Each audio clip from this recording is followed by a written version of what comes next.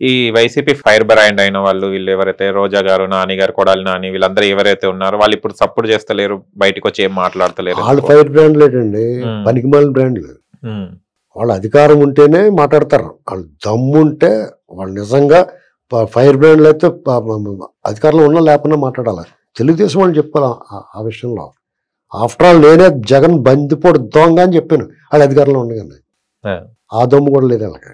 పెద్ద పెద్ద మంత్రులు అయిపోయారు మళ్ళీ వీళ్ళందరూ. సిగ్గు శరం లేదా దోక్కుని పారిపోతున్నారు వాళ్ళు. పోరాడాలండి. నువ్వు దొంగతనం చేసావు, దొంగ తప్పు పని చేసినా కానీ నువ్వు చేసిన సంబంధించుకుంటాను, నిలబడి ఫైట్ చేయి.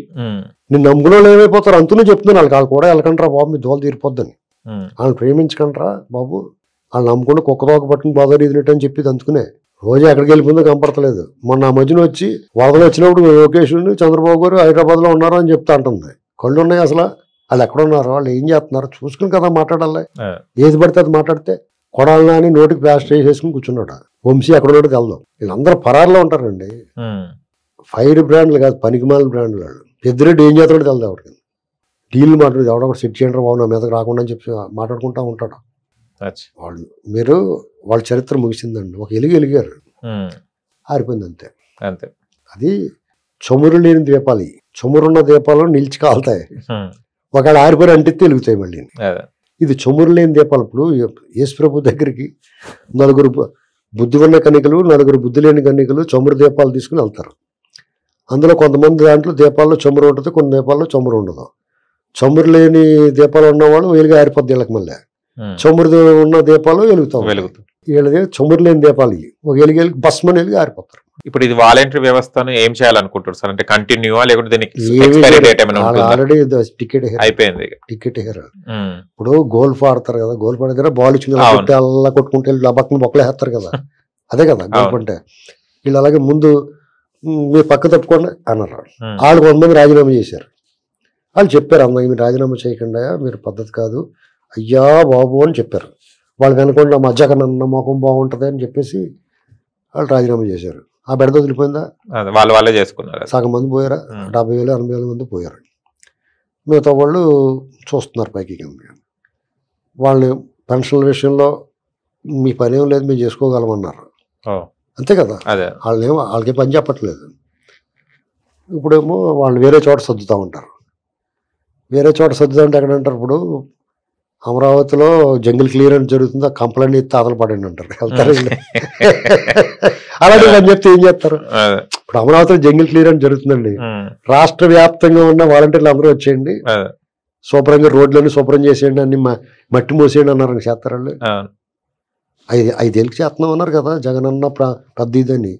పోలవరం దగ్గర మనుషుల పని అంతా మీరు చేయండి అన్నారు అనుకోండి. ప్రాజెక్టులకి రకరకాలు ఉంటాయి కదా పనులు, అలాంటి కాడికి పంపిస్తారా? వెళ్తారా? అలాగే పెంచేస్తారు. అంటే మెల్లమెల్లగా ఈ బొక్క నుంచి బొక్క దాకా కొట్టుకెళ్ళి టపక్కన బొక్కలు పడతారు.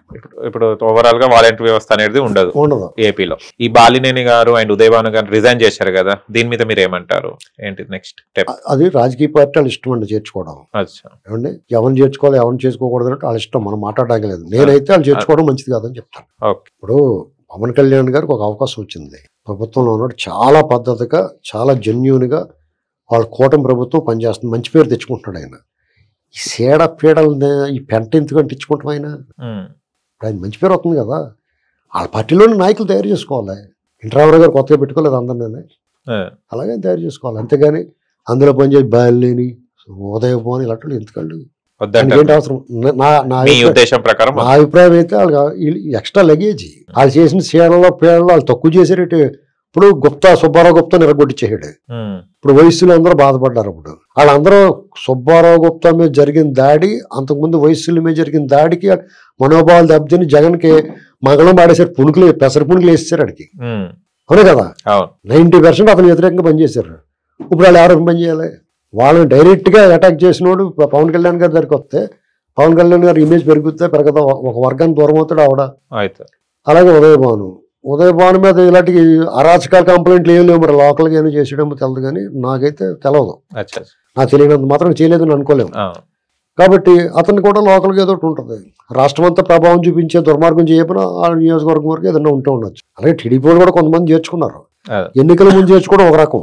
ఇప్పుడు అవును ఇప్పుడు చేర్చుకోవడం, ఇప్పుడు కూడా చేర్చుకుంటున్నారు టీడీపీలు. అది కూడా కరెక్ట్ కాదు. ఇప్పుడు లోకల్గా అంటే మీరు ఎలా చేయండి చేయకూడదండి అని చెప్పడం మనం సరిపోం. కానీ జనాలు ఏమనుకుంటారు, ఏంటి అవసరమే ఉంది వీళ్ళకి, వీళ్ళు కేడర్ లేకపోతే కదా అని. అంటే వాళ్ళ ఉద్దేశం ఏమనుకుంటున్నానంటే, నేనేమనుకుంటున్నానంటే జగన్మోహన్ రెడ్డిని ఒక 6 నెలలు 4 నెలల లోపలేస్తారు.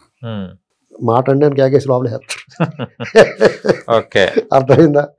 అతను అన్ని వాళ్ళ బాబాయ్కి చుట్టేసుకుంటే పాత కేసులకి కోర్టుకి వెళ్ళాల్సి వస్తుంది. పాత అక్రమాస్తుల కేసులు ఉన్నాయి కదా, దాన్ని రెగ్యులర్ గా కోర్టుకి వెళ్ళాలి, కోర్టుకి చెప్పారు కదా, అలా వెళ్తాడు. అలా వెళ్ళినప్పుడు అక్కడ దొరికేస్తారు కదా, పారిపోతాం ఉండదు. ఏమండి మీరు ఇలా చేశారు కదా అని చెప్పి పట్టుకుపోతారు. అక్కడి నుంచి మళ్ళీ ఇంకో కేసు వస్తుంది. రోజు 100 తప్పులు చేశాడు ఈ 5 ఏళ్లలో. అవన్నీ అతను ఊపిరి సెలపకుండా అక్కడే కోర్టులు జడ్జిలు కూడా ఇతను వెంకటరమణ బాబు సెట్టింగ్ లేకపోతే ఎలాంటి సెట్టింగ్లు వేసుకున్నాడు కదా, అలాగే ఇతను ఉన్నాకాడే ఒక సెట్టింగ్ వేస్తారు కోర్టులు సెట్టింగ్. ఇంకా ఇతను కదలపు లేకుండా వాళ్ళే వచ్చి వెళ్ళిపోతూ ఉంటారు. ఆత్మని తీసుకొస్తూ దండగెందుకని వాళ్ళే వచ్చేస్తారు. ఇంకా లేదా ఆన్లైన్లో విచారణ చేస్తారు. కాబట్టి అతనికి ఈ కేసుల్లో సతమతం అయిపోతాడు. అప్పుడు ఇతను అరెస్ట్ చేసి లోపలేసినప్పుడు, చంద్రబాబు గారిని అరెస్ట్ చేసినప్పుడు జనాల్లో స్పందన వచ్చి సానుభూతి పెరిగి అతనికి ఒక రకమైన ఇమేజ్ బిల్డప్ అయింది చంద్రబాబు గారికి. జనాలు స్వచ్ఛందంగా బయటకు వచ్చారు. చంద్రబాబు గారు ఆయన తీసుకెళ్తానికి అడ్డం పడుతుంటే ఆయనే తప్పుకోమని చెప్పాడు. ఇక అలా కాదు, ఇంకా చెయ్యి అంటాడు అతను. అప్పుడు అలా చేయమని చెప్పడానికి నాయకుడు ఉండాలి కదా. ఆ నాయకులు ఎవరు ఉండరు. ఇప్పుడు వాళ్ళందరినీ రకరకాల పార్టీలోకి వాళ్ళు చూస్తున్నారు అలా ఇందులో దూకేద్దామని. అది దూకున్న అందరికీ ఇప్పుడు బీజేపీలో కూడా డోర్లు ఎత్తుతారు. తిరుపతిలో కంపార్ట్మెంట్ తలుపు పోతారు కదా, అలాగా ఇప్పుడు బీజేపీ ఇప్పుడు జనసేన ఎత్తారు, అందులో పోతున్నారు. తర్వాత బీజేపీ వాళ్ళు ఎత్తారు, అందులో పోతారు. టీడీపీకి అప్పుడప్పుడు పలుచు ఒకసారి తీసి మూసేస్తున్నారు, ఒక్కొక్కరు ఇద్దరు ముగ్గురు రానిచ్చి. మొత్తం ఖాళీ అయిపోద్ది. ఖాళీ అయిపోతారు. జగన్మోహన్ రెడ్డి ఒకడో, సుబ్బారెడ్డి, విజయసాయిరెడ్డి కూడా పోయేలా ఉన్నాడు. ఇలా ఒక 3-4 మిగులుతారు. ఆ దొంగ లెక్కలు రాసుకుని వాళ్ళకి తప్పదు, వాళ్ళు బయటకు వెళ్తాం ఉండదు. వాళ్ళు లేకపోతే వాళ్ళు బాత్రూమ్ పంపించేస్తారని భయం ఉంటుంది.